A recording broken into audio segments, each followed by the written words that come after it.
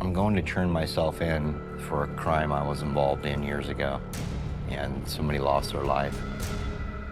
It was murder.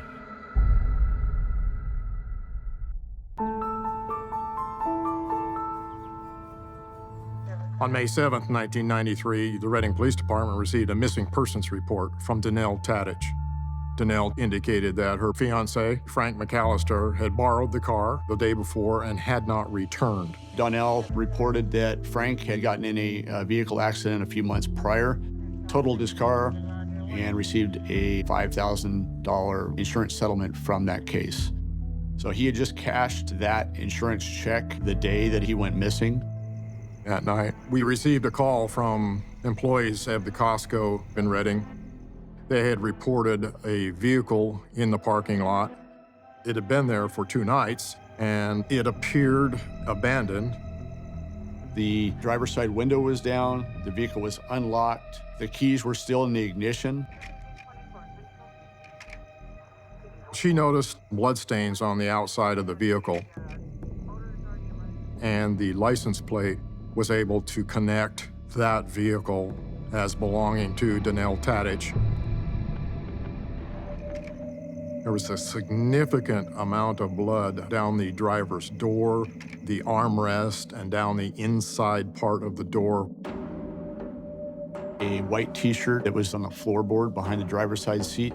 It had a significant amount of blood on it. And then a backpack had some newspaper sticking out of it that had blood on it as well. Detectives contacted Donnell. Donnell tells detectives that Frank was working as a cook at a local restaurant.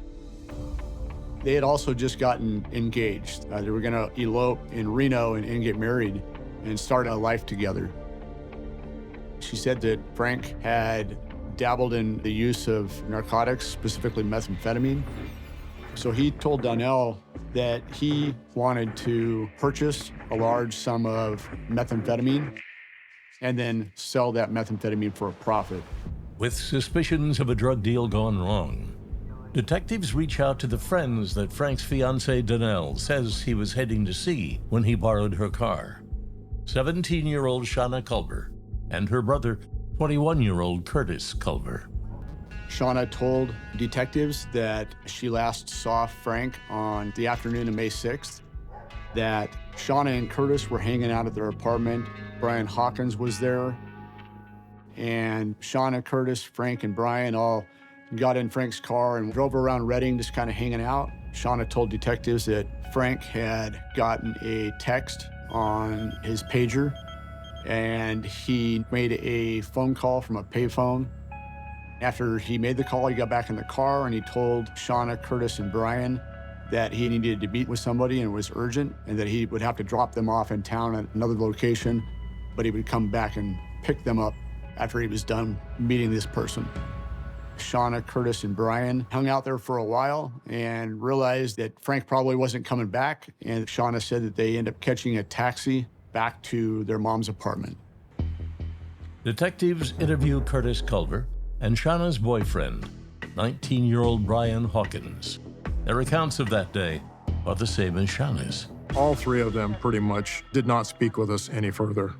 And at that time, we did not have an injured person or a dead body. Without that physical evidence, we're missing pieces of the puzzle to put it all together. A little over 11 months after Frank's disappearance, I was contacted by the sheriff's office, and they indicated they were up in the Shingletown area, which is a good 24 miles east of Reading, up in the pine forest. 2 mushroom hunters stumbled across human remains, specifically bones from a skeleton.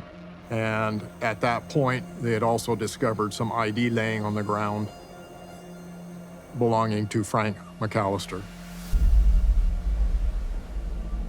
The skull was there, the jawbone was there, the teeth were there, there were ribs and vertebrae. The lower part of the body all had been scavenged by animals and the bones dispersed. They found some dark-colored tennis shoes, a dark pair of jeans, and a sock.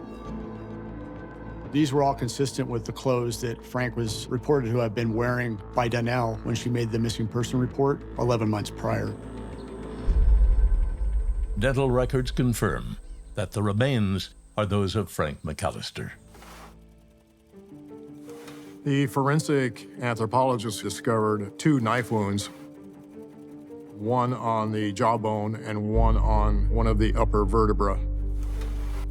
It was evident from the markings on the spine that Frank McAllister's throat was likely slit. There were other marks in the spine that showed a knife had gone through and nicked the spine, consistent with having somebody over the top of you, stabbing you through your chest.